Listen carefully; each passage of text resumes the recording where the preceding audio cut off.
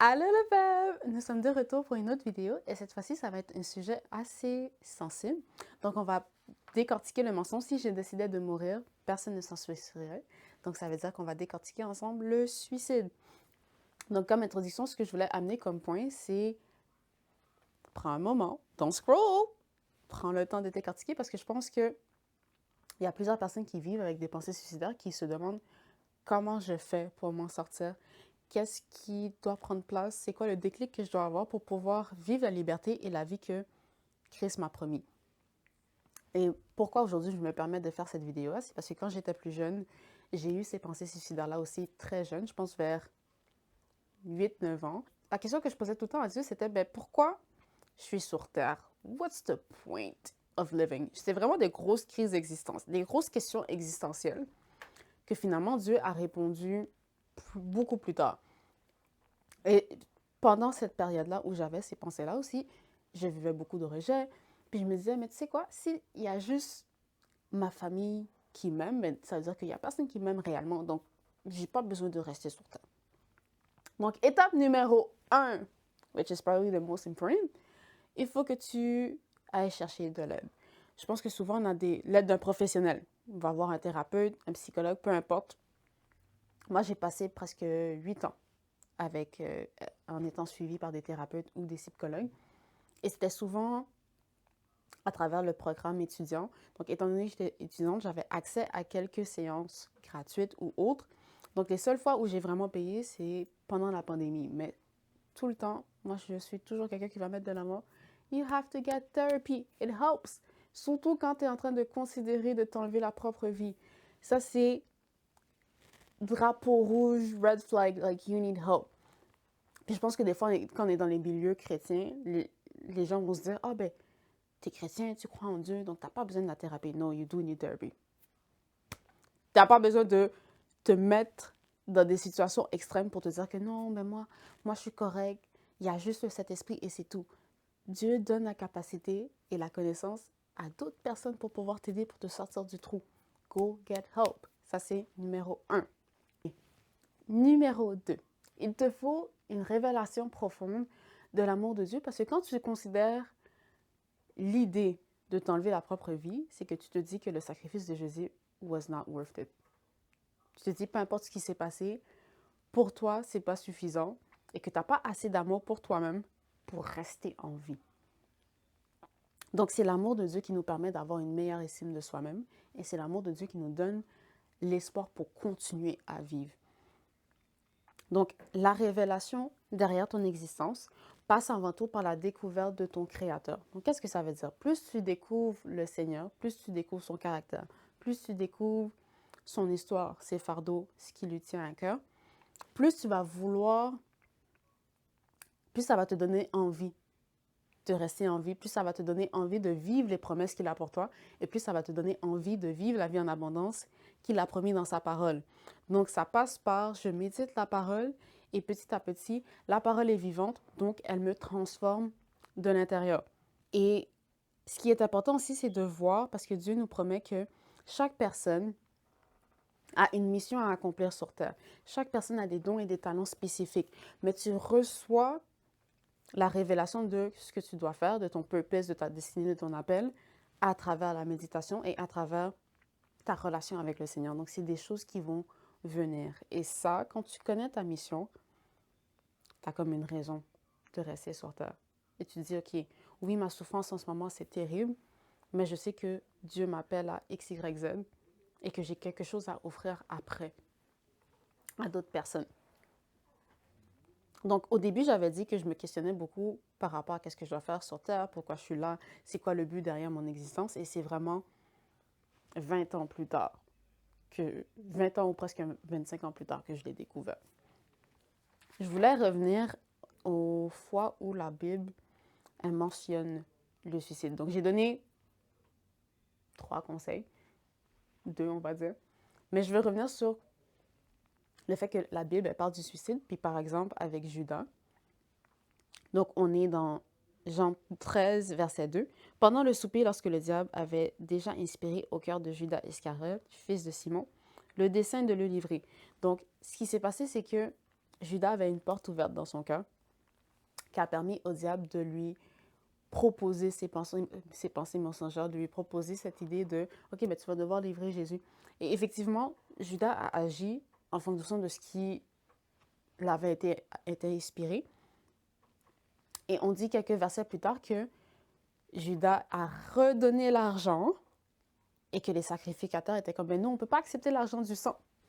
It's not on our hands. Like, get out. » Et il s'est senti tellement mal que c'est ça qui l'a poussé au suicide. C'était la honte, mais aussi le fait qu'il pensait que Dieu n'allait pas le pardonner.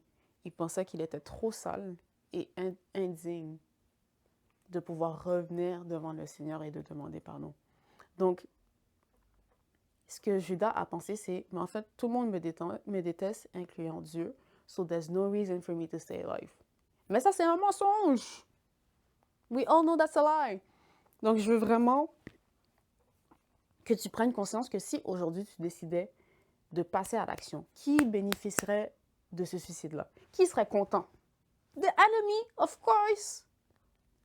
Parce qu'il a compris que ces stratégies, ces mensonges t'ont éloigné de ce que Dieu voulait réellement pour toi.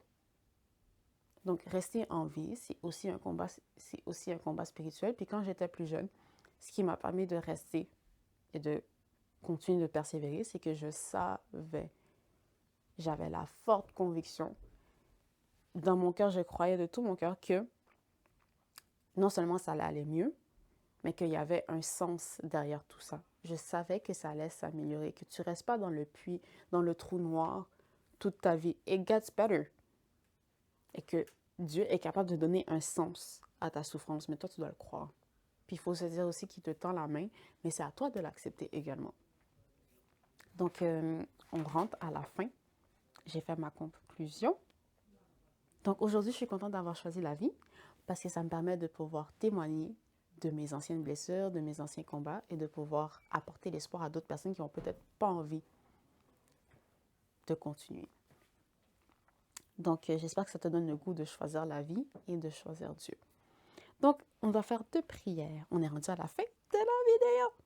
Donc, prière du salut. Donc, si par un hasard quelconque, la vidéo elle est tombée sur ton For You page, sur tes recommandations, et là, tu es passé à travers toute la vidéo, tu te dis « Waouh, ça me parle vraiment! » Mais j'ai mentionné à quelques reprises l'importance d'avoir une relation avec Dieu, de méditer sa parole, mais que tu n'as jamais accepté Jésus comme Seigneur et Sauveur. Je vais prendre un petit moment pour prier avec toi parce qu'effectivement, sortir du suicide, tu as besoin de Dieu. Donc, je t'invite à fermer les yeux. On va prier ensemble.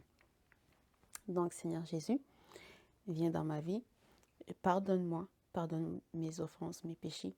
Je t'accepte aujourd'hui comme Seigneur et Sauveur et je déclare que tu es celui qui règne sur mes pensées, tu es celui qui règne sur mon cœur. Je te demande également de me donner la grâce de pouvoir me détacher de toutes ces pensées mensongères, de me détacher de toutes ces pensées qui sont éloignées de ta parole. Et donc aujourd'hui, Seigneur, c'est un nouveau départ et je t'accorde le contrôle total sur chaque domaine de ma vie. Amen. So welcome to the family! Je suis contente pour toi. Maintenant, pour les personnes qui croient déjà en Jésus, mais qui ont quand même eu ces pensées, puis qu'en ce moment sont vraiment dans une zone grise, difficile, je vais aussi prier pour toi. Donc, fermons les yeux. Seigneur Jésus, merci pour ton amour, merci pour ta grâce. Je viens te prier pour la personne qui regarde cette vidéo et qui se dit, « Wow, Dieu écoute vraiment mes prières. Dieu est vraiment à l'écoute de ma souffrance. Dieu est vraiment à l'écoute de mes cris. » Et aujourd'hui, j'ai pu proposer quelques solutions. Ce n'est pas grand-chose, mais je sais, Seigneur, que toi, tu vas pouvoir faire un chemin avec eux, tu vas pouvoir les accompagner. Et dans ta parole, Seigneur, tu déclares que nous avons la pensée de Christ. Et donc, je viens vraiment, Seigneur, bannir tout esprit de suicide, bannir tout esprit, Seigneur, de mort. Et je déclare, Seigneur, qu'ils vont pouvoir vivre la vie en abondance que tu les as promis. Je déclare également, Seigneur, que rien ne pourra les éloigner de ton amour. Et je prie vraiment, Seigneur, que tu puisses renouveler leurs pensées pour qu'ils puissent se voir que de la façon dont toi, tu les vois. qu'ils puissent avoir de l'amour pour eux-mêmes et qu'ils puissent choisir la vie. Parce que Seigneur, nous savons que la souffrance est éphémère, la souffrance est temporaire et que tu es celui, Seigneur, qui a payé tout à la croix. Et donc je crois de tout mon cœur qu'à travers ces circonstances, à travers ces moments, Seigneur, ils vont pouvoir épauler d'autres personnes. Donc je prie vraiment, Seigneur, que tu puisses tirer leur âme de la prison dans laquelle elle est pour qu'ils puissent après ça pouvoir témoigner et déclarer que tu es Christ et que tu règnes, Seigneur, peu importe la situation, peu importe les diagnostics, peu importe les mensonges, Seigneur. Et tu dis dans ta parole également, Seigneur, que mes brebis entendent ma voix et elles me suivent. Et donc, je prie vraiment, Seigneur Papa, qu'il y ait un nettoyage par rapport à leurs pensées, un nettoyage, Seigneur, par rapport à ce qui est dans leur cœur, que tu puisses vraiment venir purifier tout ce qui se passe dans leur vie, mais également leur âme, pour qu'elles puissent, Seigneur, continuer de marcher avec toi, viens les fortifier, viens les diriger. Et tu dis, Seigneur, que l'homme qui se confie en toi trouve des chemins tout tracés dans son cœur. Et je prie, Seigneur Papa, que tu puisses leur montrer le chemin. Je prie également, Seigneur, que tu puisses transformer, Seigneur, cette saison d'amertume, cette saison de dépression, cette saison qui est vraiment difficile et que toi, Seigneur, tu puisses la transformer en un champ de fleurs. C'est toi, Seigneur, qui commence les saisons et qui les termine. Tu es celui, Seigneur, qui trace un chemin au milieu du désert. Et donc, je crois vraiment, Seigneur Papa, j'ai la forte certitude que tu vas pouvoir tracer un chemin pour eux et que tu vas pouvoir les accompagner et les aider, Seigneur, à passer à travers cette saison qui est vraiment lourde, qui est vraiment difficile. Je prie qu'elle puisse vraiment se déverser à tes pieds et qu'ils puissent porter la croix que tu leur as donnée. Une croix qui est douce et légère et qui n'est pas lourde comme on peut le penser. Je prie, Seigneur Papa, qu'ils redécouvrent le plaisir de vivre, redécouvrent l'innocence derrière la vie et à quel point aussi la vie est précieuse. Même s'ils doutent, Seigneur, je prie qu'ils aient des moments de joie, des moments de plaisir, qu'ils puissent se rendre compte qu'en fin de compte, la vie mérite d'être vécue. Redonne-le, Seigneur, l'innocence d'un enfant pour qu'ils puissent apprécier la vie telle qu'elle est et voir les choses de façon positive, même quand les circonstances peuvent en témoigner autrement. Et c'est ce que je prie. Merci Saint-Esprit parce que tu es avec eux pendant que j'étais en train de prier et que tu viens les consoler, les rassurer. Merci Seigneur pour ceux qui vont prendre le pas de foi, d'aller en parler à quelqu'un qui est proche d'eux, d'aller en parler Seigneur à quelqu'un qui va pouvoir les aider. Merci Seigneur parce que ça ne sera plus un secret. Merci Seigneur parce qu'ils vont déverser leur cœur à quelqu'un d'autre qui va pouvoir leur donner d'autres ressources. Je ne sais pas pour qui je prie en ce moment, mais je te dis, dès que la vidéo est terminée, il faut que tu ailles en parler à quelqu'un. Tu ne peux pas passer une autre journée avec ce secret qui te pourrit l'âme. Ah non, non, c'est ce que je ressens sur mon cœur. Vide-toi, va en parler. Parce que là, tu as atteint ta limite. Et si ce n'était pas Dieu,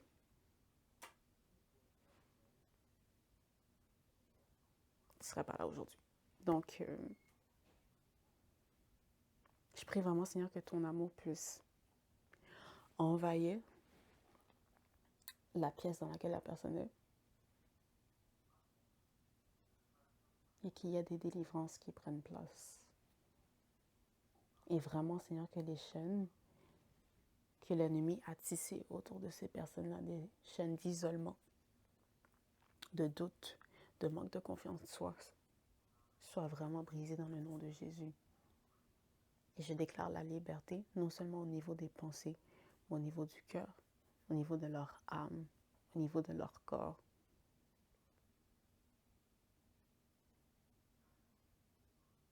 Et c'est ainsi que j'ai prié. Dans le nom de Jésus. Amen. Well, that was something. Ça m'a pris par surprise. Mais, tu peux nous laisser un commentaire. Si tu as donné ta vie au Seigneur, c'est toujours des témoignages qui nous touchent. Et pour ceux aussi qui ont été vraiment touchés par la prière, tu peux nous laisser un commentaire, ça va nous faire plaisir de lire tout ça. Donc, je vous dis bye bye et à la prochaine. Plein de bisous.